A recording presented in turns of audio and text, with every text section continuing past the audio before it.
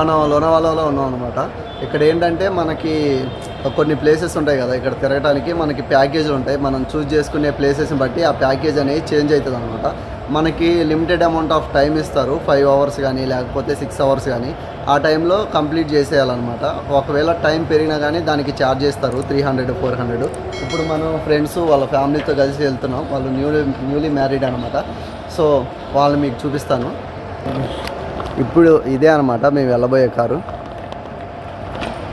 టడన్ టడన్ టడన్ aunty hi చెప్పండి.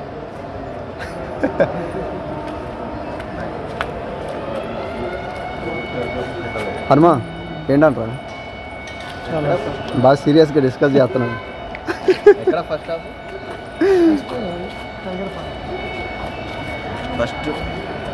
First మనం ఇప్పుడు టైగర్ పాయింట్కి వెళ్తున్నాం. ఇదే మన క్యాబ్. ఇక్కడ టైగర్ పాయింట్కి వెళ్ళాక చూసుకుందాం. టైగర్ పాయింట్ అంటే అక్కడ టైగర్స్ ఉండవు, దాని పేరు అనమాట.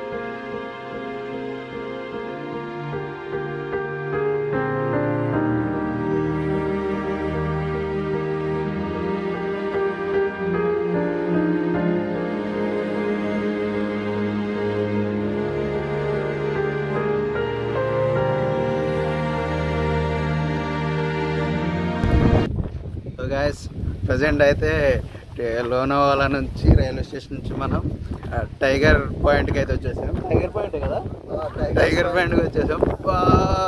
చూడండి గాలి ఎట్లా వస్తుంది. ఫుల్ గాలి, ఫుల్ చల్లగా ఉంది. ఇప్పుడే సన్ రైజ్ అయింది. అది వెనక చూస్తున్నారు కదా, కనిపిస్తుంది సన్ రైజ్ అయింది. అని చెప్పారు. ఇప్పుడు మనకి కార్లో వచ్చేసాం. ట్రెక్కింగ్ ఉన్నా లేకపోతే ఇక్కడ రావాలంటే కళ్ళలోనే రావాలి అనేది కొంచెం క్లారిటీ లేదన్నమాట. దాని గురించి తెలుసుకోవాలి.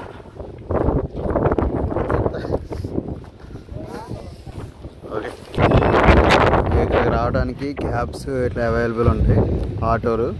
మన ఓన్ వెహికల్ ఉంటే వెహికల్ వచ్చేయచ్చు. ఇది టైగర్ వ్యూ పాయింట్.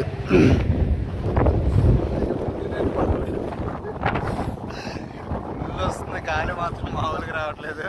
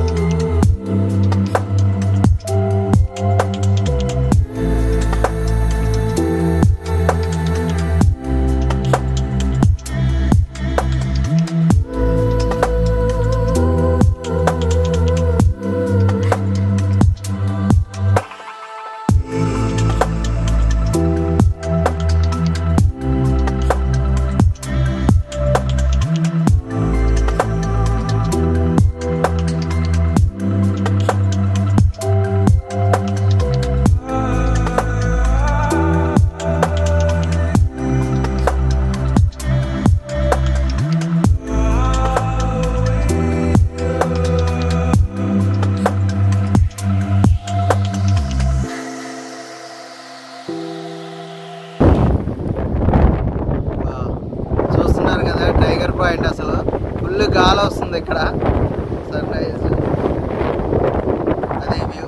ఇక్కడ మనం మాట్లాడుకోవడానికి మనుషులు కూడా గాలికి కొట్టుకుపోయేలా ఉంది. ఇక్కడ అంత గాలి వస్తుంది. ఇక్కడ ఇదే అనమాట టైగర్ పాయింట్ అంటే. టైగర్ పాయింట్ ఏంటి, టైగర్స్ ఉంటాం. ఇది ఒక వ్యూ పాయింట్ అనమాట. టైగర్ పాయింట్ అనేది చూసుకున్నాం కదా. తర్వాత మనం బూషి డ్యామ్కి వెళ్తున్నాం అనమాట. ఈ డ్యామ్ ఎలా ఉంది, వ్యూస్ ఎలా ఉన్నాయో మేము మీకు చూపిస్తాము.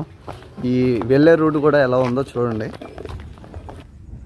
యాక్చువల్గా ఇక్కడ బూషి డ్యామ్ చూపిస్తాం అని చెప్పేసి ఇదేంటి ప్యాకేజీలో ఇంక్లూడ్ చేశారు కదా. ఆ బూషి డ్యామ్ ఎట్లా ఉంది, అందులో ఎన్ని నీళ్ళు ఉన్నాయి, అసలు ఆ బూషి డ్యామ్ పెద్దదా చిన్నదా, ఎప్పుడు కట్టారు, అసలు మనం చూడాల్సిందేనా, మనం చూసినందుకు సాటిస్ఫాక్షన్ ఉంటుందా? ఇన్ని క్వశ్చన్లకి ఆన్సర్ త్వరలోనే దొరకబోతుంది అనమాట. ఆల్మోస్ట్ బూషి డ్యామ్ దగ్గరికి వచ్చామన్నమాట. పర్లేదు, కొన్ని వాటర్ ఉన్నాయి బూషి డ్యామ్లో. బూషి డ్యామ్ అన్నాం కదా, ఇదే బూషి డ్యాము.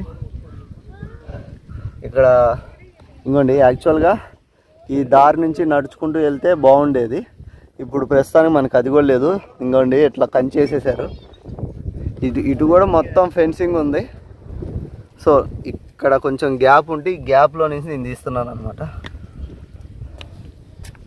కనీసం 180 degrees కూడా రావట్లేదు. ఇదే బూషి డ్యాము. ఇది ప్యాకేజ్లో ఇంక్లూడ్ చేశారు. మనం అటు సైడ్ నుంచి వచ్చాము, మనకి అక్కడి నుంచి వ్యూ అంత బాగోదు. సో ఈ రోడ్ నుంచి రావాలి. వాటర్ తక్కువ ఉన్నాయంటే డ్యామ్లో ఉన్నన్నే ఉంటాయి రా, మనం ఏం చేస్తాం దానికి. ఇంకోండి మేము ఫ్రెండ్స్ అంతా కలిసి వచ్చామన్నమాట. భార్గవ్ హాయ్ వేసుకో.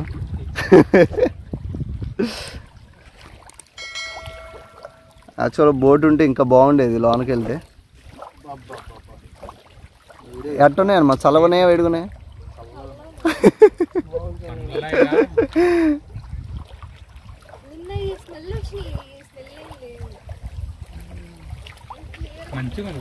సో ఇదనమాట బూషి డ్యాము. బూషి డ్యామ్లో బుష్లు తప్ప ఏం లేవు, కానీ ఇక్కడ మాత్రం ఫోటో షూట్ చేయడానికి అయితే బాగుంది వ్యూ. చూస్తున్నారు కదా బ్యాక్ సైడ్ వాటర్. యాక్చువల్గా నార్మల్గా రైనీ సీజన్లో వచ్చినప్పుడు ఏంటంటే ఈ వాటర్ ఫ్లోటింగ్ ఎక్కువ అవుతాయి. సో ఇందాక చూసుకున్నాం కదా, అటు స్టెప్స్ మీద నుంచి వాటర్ ఫ్లో అవుతుంటాయి, అటు ఫ్లో అయ్యకుండా వెళ్ళిపోతే అక్కడ వ్యూ బాగుంటుంది అనమాట. ఏం చేస్తారో తెలియదు. అటు నుంచి వాటర్ వస్తున్నాయి, మరి ఎటు నుండి వస్తున్నాయో తెలీదు.